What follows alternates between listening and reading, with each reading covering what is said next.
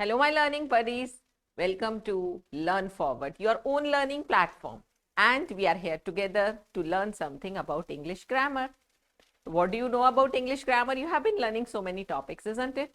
So we are here together with your English grammar book, The Grammar Hub for Grade 8 by Feathercap. And we'll be starting with Chapter 1. What's that? We'll be learning about nouns. You have already learnt a lot up to grade 7 in nouns, isn't it? So let's recall and see if there is something new to learn. Let's get started. What is a noun? Do you remember? Okay, you have that definition with you. You are right. Noun is the name of a person, place, animal or thing. But is that enough? If I say Monday, if I say Sunday, Sunday is the holiday. So what is Sunday here? Yes, you are right. Sunday is the name of a day. So why not this is a noun? This also is a noun, children. Whatever word we talk about, if that word gives a name to anything around, any person or anything, it can be a color, it can be a day, a season, a quality, even a feeling, it can be. So whenever you give a name, that name is a naming word and it is called a noun, right? So whatever you know in noun, let's have a quick recap exercise for you here. Before going ahead, in the following groups of nouns, circle the word that does not belong to the group. So here in each of these groups, there are 4 words and you have to find out which of these nouns is odd one out. Let's see how to do.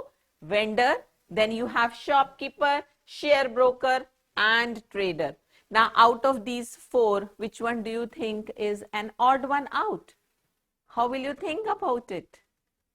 Yes, vendor, shopkeeper and trader. If you think about these three are dealing in some goods, isn't it? But what about a share broker? He deals in shares, which is not a good, which is not an item. So this is an odd one out. Although this is also a noun, but it is different from the other 3 that are given in this group. Okay, let's see the next. Cook, chef, butler, and then chauffeur. So out of these, which one do you know is an odd one out now? Yes, you are right. This one. The first 3 they are perfect at cooking, isn't it? Not the last one. Professor, orator, teacher and lecturer. Now can you pick out which one is odd? That's perfect, children. Orator, because the other 3 are educationists. They deal in education. Next, potter, goldsmith, blacksmith, fortune teller. Yes, fortune teller is an odd one out because these 3 are making some articles, right? Next, conductor, composer, musician and artist. Yes, you are right there. A conductor is an odd one out because the other 3 they are doing some art form, right? They are practicing some art form. Author, novelist, cartographer and biographer. So what do you think is the odd one out? Biographer, no. Who is a biographer? Somebody who writes biographies, right? And who is an author? Who is a novelist? They also write stories. So these 3 are the writers. But when you come to cartographers, do you know who is a cartographer? Cartographer is someone who makes maps. So this is different from the narration work that the other 3 are doing. So this is the odd one out. Got it? Learned a new word? Okay. So are you excited to start your journey in grammar with Minnie? Let's get started. So we'll be starting with nouns. What is a noun? I have already told you. Noun is not a long definition, the name of a person, place, animal or thing. Noun is a very small definition. Noun is a naming word, children. What is it? Naming word. Naming word means any word that gives a name. What do you call this? Is this a fan? No, it is not. But what if people would have named it fan when it was introduced? Everybody would have called it a fan, isn't it? So what are names? Names are the words that are given for identification so that everybody knows and everybody is clear about what is being talked, right? So words that give a name are naming words. Now coming to the kinds of nouns. How many kinds of nouns do you know? Okay, you are showing me like this. Can you name all the 5 kinds of nouns? Yes, you have been doing from class 1 and 2 common noun. That is perfect. I want some examples also with them. Yes, boy. Good. City is also a common noun. Very good. So you are studying, so you remember your school also, and many more, right? So these are common nouns. Okay, the next one is wonderful. That is proper noun. And let's give a proper noun for a boy. Okay, Raman. What is the city? Fine. Okay, then school. So you are saying the name of your school.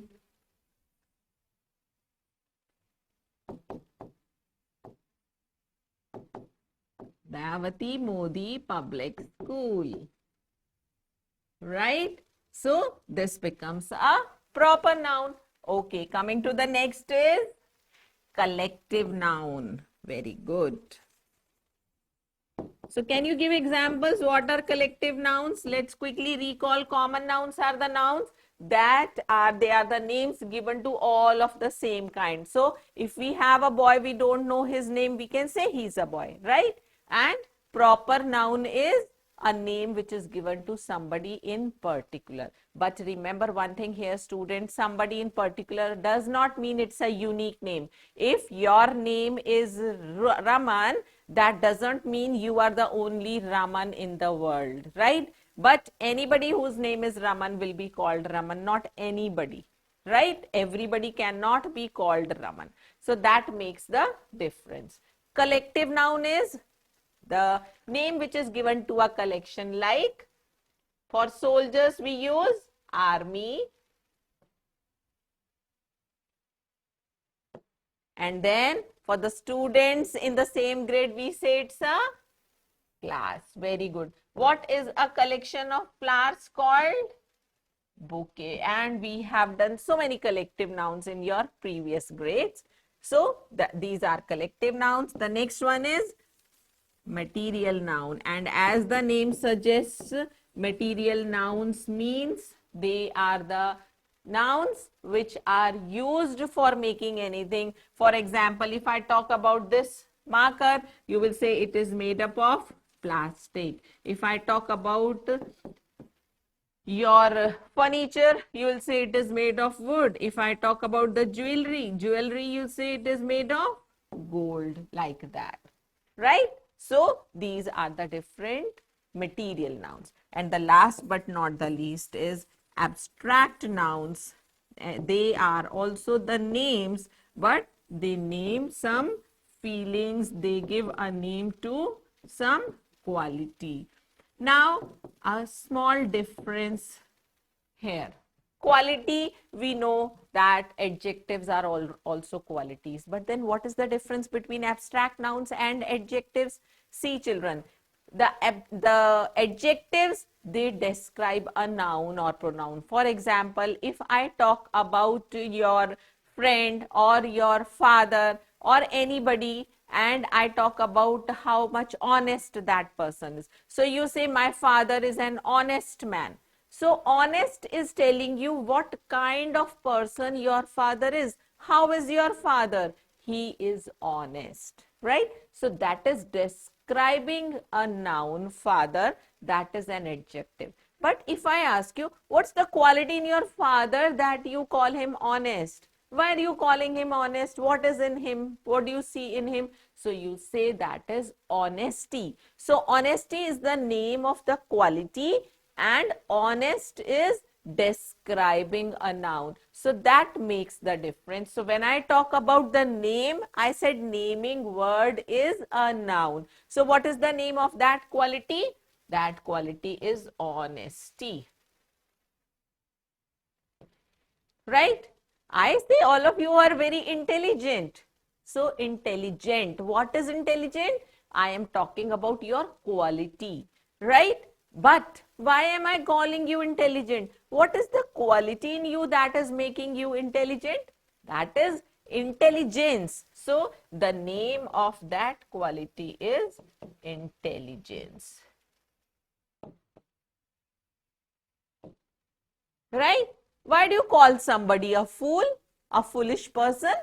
Because you find foolishness in his actions, isn't it? So what is the name of that quality that you find in that foolish person?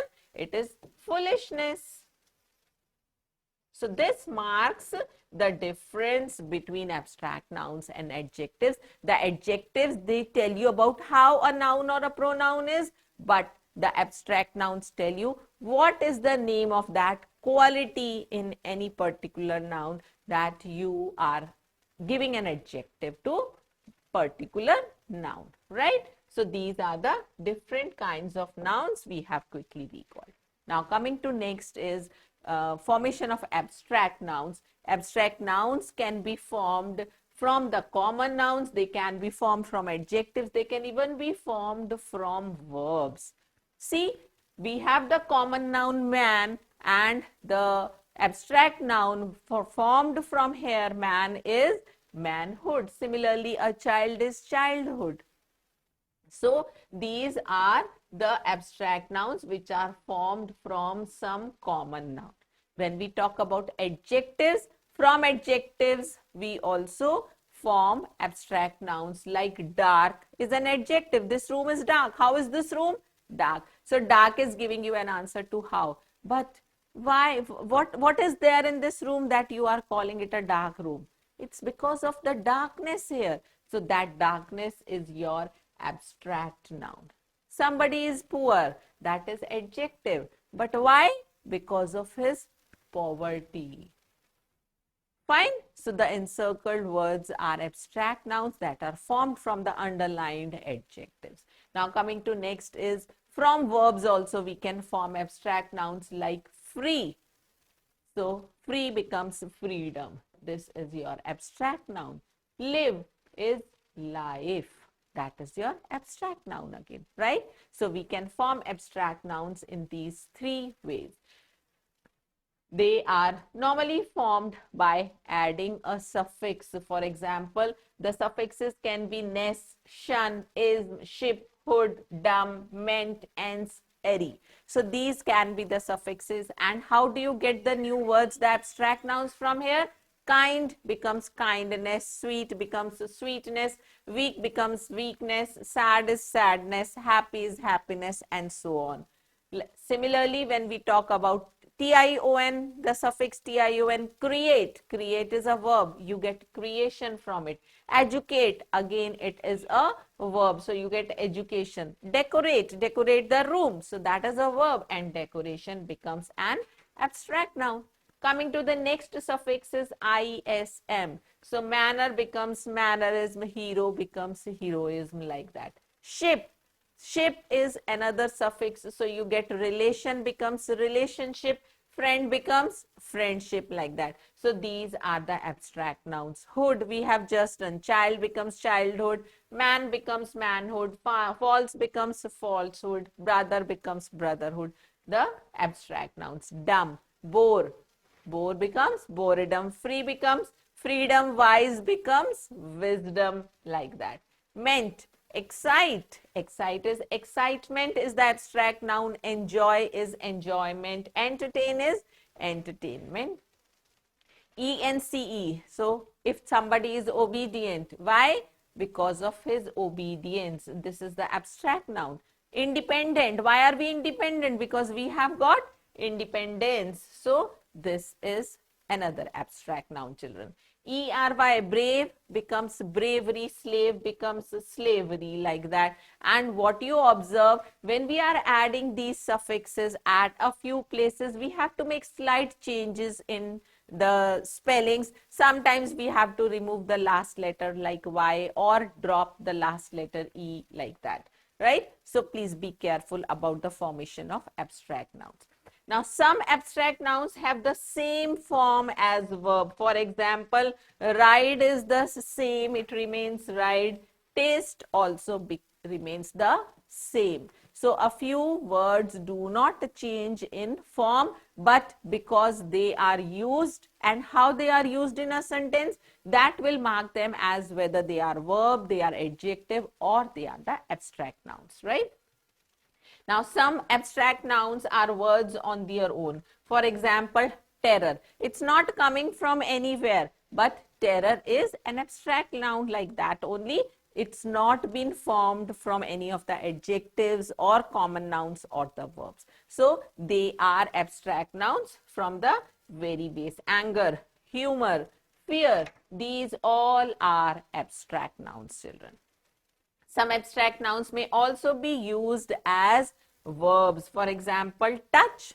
So, touch is I touch the flower, right? So, here touch is, this is a verb, this is an action. But touch can be used as an abstract noun also. I felt the touch, harsh, isn't it? So, here in this sentence, touch is because you are feeling that. So, that is a noun, abstract noun here. Similarly, regret, speed, hope, worry, love, taste, etc. These are the verbs also, and the same words can be used as abstract nouns also. It will depend on its usage in the sentence, whether it is being used as a verb or as an abstract noun, like I have just given you an example of touch. So, the usage will tell you whether it's an abstract noun or not. Fine. So, if you are clear on this, let's move ahead. Now, we'll be learning about the types of abstract nouns. What are the different types of abstract nouns? The first one is the attributive noun. So, attributive nouns, they are the names of qualities, characteristics, or attributes. And the examples are like poverty, it is coming from an adjective. Then when you talk about knighthood, it is being formed from a common noun. So, such words, scholarship comes from the common noun scholar. All these are called attributive nouns. They are coming either from the adjective or they are coming from the common nouns. The second form is the verbal nouns. These are also abstract nouns and they are formed from the verbs. Like we have examine is a verb, from there we get examiner. Design is another verb from where we get the word designer. Walk becomes walking. So these are also abstract nouns. So we have attributive nouns and verbal nouns. As the name suggests, verbal nouns come from verbs and attributive nouns, they will come from the adjectives or some common nouns. Is that clear? Okay. So then we can just move ahead with an exercise for you. Fill in the blanks using collective nouns from the box. We have learned lots of collective nouns from our previous grades. So I'm sure you'll be able to do this. Jet Airways has a dash of modern aircrafts. What is a collection of aircrafts or any vehicles called? Fleet. Yes. Do we have that word? Yeah. So, Jet Airways has a fleet of modern aircraft. We sat down in the shade of a dash of trees. So, trees is not mentioned. They aren't fruit trees. They are just the trees. What is a collection of trees called? Clump of trees. Good. She was attacked by and dash of wasps. By, it will not be an, by a dash of wasps. So that is a collection of bees, a collection of wasps. What is that called? Swarm. So swarm is the correct word here. The dash applauded the leader's speech. Who could applaud the leader's speech? Is it the crowd, the army, or the flock? Yes, of course, the crowd that has gathered to listen to the leader. So this is your number 4. Our picnic was spoiled by an dash of ants. That is an army of ants. Not only the army of soldiers, we have the army of ants also. The dash of sheep was guarded by 2 dogs. Of course, this is the last one left, and a collection of sheep is called flock of sheep, right? Next, I hope you have got a good recall of these collective nouns. Coming to next, fill in the blanks with abstract nouns formed from the words which are given here in bracket. Okay, Radha's dash was liked by one and all. That means everybody liked Radha's what? Simple becomes good. It becomes simplicity. So Radha's simplicity. Next, dash is better than cure. So prevent, what is the abstract noun? From prevent, you get the abstract noun prevention, children. So this is prevention is better than cure. And this is a sentence we just listen quite often, we hear it. Dash is the mother of all inventions. So what is the word here? Necessary. And it changes to, okay, let me give you a hint. You have to add ity suffix here. Yes, you are right there. That is necessity. I hope there is no point telling you when we are beginning the sentences, you should always start with capital letter. You are quite grown up to tell these things. He hopes to take over the dash of the party, the leadership of the party. Good. Coming to the next, there are lots of nice people in the perfect in the neighborhood. So you just have to add HOOD hood to this. Coming to next, she seems to be enjoying motherhood. Just like manhood, childhood. From mother, we get the abstract noun, motherhood. Right? Okay. So, this was about the different types of abstract nouns. Now coming to next topic is countable and uncountable nouns. Seems to be very easy, isn't it? So we have countable nouns and uncountable nouns. As the name suggests, countable nouns can be counted 1, 2, 3, 4, 5, but uncountable nouns cannot be counted. Right? I hope you know this very well. But I have a question here. If we say countable and uncountable, what about rice? Can you count rice? Do you say I want 3 rice, 4 rice? No. So is rice countable? No. What is countable with rice is the grains of rice, children. We can count the cups of rice, the bowls of rice, the grains of rice. But when we simply say rice, rice is not countable, right? Okay, coming to next is stars. What do you have to say about stars? Are they countable or uncountable? They are uncountable. Okay. Why do you say they are uncountable? If it is, why do you say there are 7 stars in the constellation? Why do you say like that? 7 is a number, isn't it? Then on one side we are saying they are uncountable, on the other we are counting them, they are 7. Sometimes you see very few, they are almost negligible in number, and you can just look at the sky and count, oh, I can see 2 stars there, isn't it? If the sky is cloudy, you don't see any cloud and suddenly a star appears, you say, you just scream out, oh, I can see 1 star in the sky now. What is that? Because you can count them now. So you are counting, you are saying 1, you are saying 7, you are saying 2 stars. Yes, students, the stars are countable, but they are so huge in number that the counting will never stop. And in fact, it's not possible to just keep crossing them out, the number that we have counted, and carry on with the counting. It's not possible to pluck them and gather somewhere and keep counting. Like if you take a bowl full of rice or even a big spoonful of rice, you can count the grains. But if I ask you with a heap of rice and I ask you to count the grains of rice, is that sensible? It is not impossible. It might take a longer time, but they are endless grains of rice in that heap. So it will take a very long time to count. So in that way, stars are uncountable. But actually, we do not say they are uncountable. We say they are numerous. They are infinite and the counting will never end.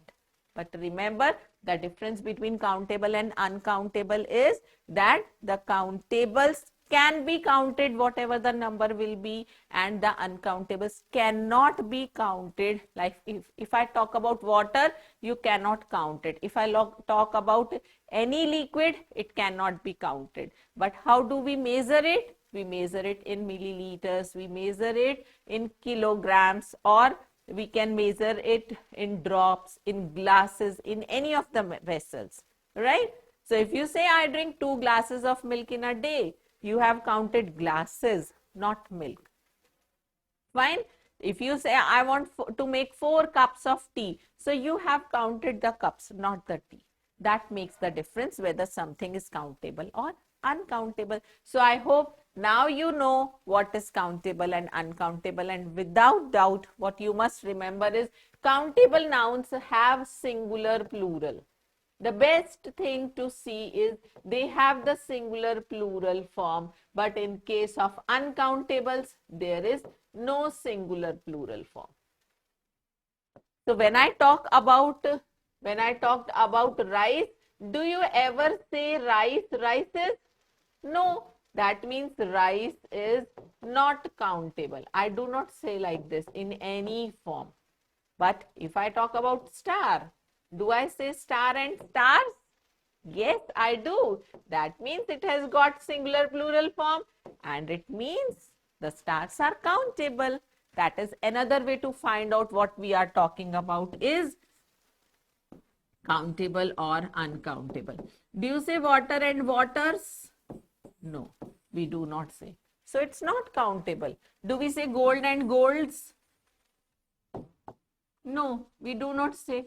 So whatever I am crossing, these are not countable. But if you have the plural, singular, plural form, it means they are countable. And let me mark one more thing here. The singular, plural form can be same. Deer is deer in singular as well as in plural. Similarly, when I talk about fruit, fruit can be fruit in plural. It can be fruits also in plural. So what you have to remember is the form of singular plural may be same, may be different. But yes, we know the singular and plural form exists there, right? But in case of these, there is no singular plural form. So they are uncountable. Clear? So can we move ahead now? Underline the countable nouns and circle the uncountable nouns. I think with this, it has become the easiest one for you to do. The man is known for the tea he makes. So what are the countable nouns? You have to underline and you have to circle the uncountable nouns. So you'll underline, yes, man, for the tea he makes. Tea is uncountable. Find more information on this animal. So what is information? This is always singular. This is, you don't have singular plural form for this. And on this animal, yes, this is countable. Next, how many photographs did you click? There is just one and it is countable. Perfect. So I think the rest of the sentences you can pick out the countable and uncountable nouns yourself. Are you sure? Okay, let's move to the next now. We have the singular plural form of nouns, which is not a new topic for you. We'll quickly do singular plural is, singular means one, plural means many. And then the way you form singular plural is by adding s, by adding es. If you have the magic ending sounds there, ch, sh, s, S-O, X, ch, sh, the sound, the buzz sound. So when the words end here, you add es to make them plural. When there is y with a vowel before it, so you just add s. But if there is a consonant before it, what do? Consonant plus y, so you will remove y, you will add ies. These are the very simple rules we have been doing from class 1. I hope you are familiar with all of them. A few words like they have the same singular plural form, like sheep, deer, I just told you, is the same. Dozen is the same. Fish is fish. Sometimes it is fishes, children, when they are of different kind. But if you have so many fish of the same type, then you say many fish. Then you do not use es with it. Similarly, score.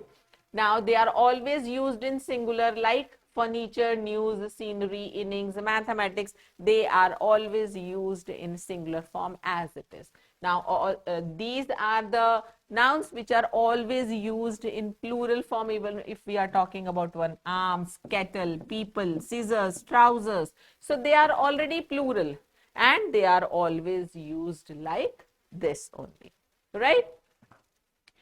So we have an exercise here for you. Rewrite the following sentences using the plural form of the nouns used as the subject, and you have to make necessary changes if needed. What do you mean by necessary changes? Let's do an example here. There is a bird in the garden.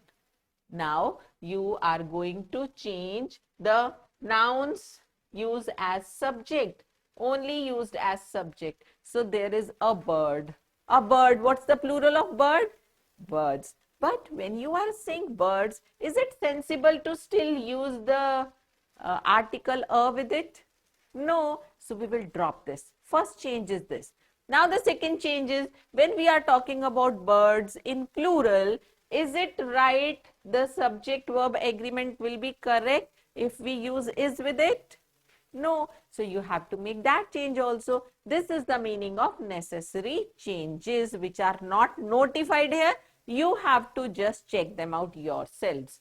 These are birds, sorry, there are birds in the garden, right? Because they have asked you to change only the singular nouns in subject form. So we are not going to change this garden to gardens, right? So be careful, read the instructions very carefully and follow them. You'll go perfect. Next, Vivek's foot has been injured. So Vivek's foot, we are talking about just one foot. What is the plural of foot? Feet. And what's the necessary change you will have to make? Come on, tell me. Yes, Vivek's feet. Now with plural, the subject verb agreement says this has will change to have. So your new sentence will be Vivek's feet have been injured. And children, believe me, whenever you do any exercise for any change or anything you go for, just reason it out. Why am I doing it? Why am I skipping it? If you go that way, it will be easier for you to remember. It's not actually learning, it's remembering then. So you are not sitting and just learning all the rules. You are practicing and then pasting them here in your mind. So whenever you do anything, just reason out, why am I doing? Why am I skipping it? And your rules will be here for always, right? The way I am doing, you have to follow that way. The old woman is walking in the park. Now first I am finding out what's the subject noun here. Woman. Okay, I have to make it plural. Is it right to go with the and old? Yes, that goes perfect with plurals also. So I'll say the old women. But now when I come to verb, is will not go with plural. That is my subject verb agreement rule, right? So this will change to are and the new sentence becomes the old women are walking in the park. Easy? So the next two sentences are you going to do yourselves? Reason out what are the necessary changes needed and why you are making them. Okay? So can we just go ahead? That's nice. So we have still more to learn in nouns. We'll be coming up with new things then in the new session. Till then, happy learning, children.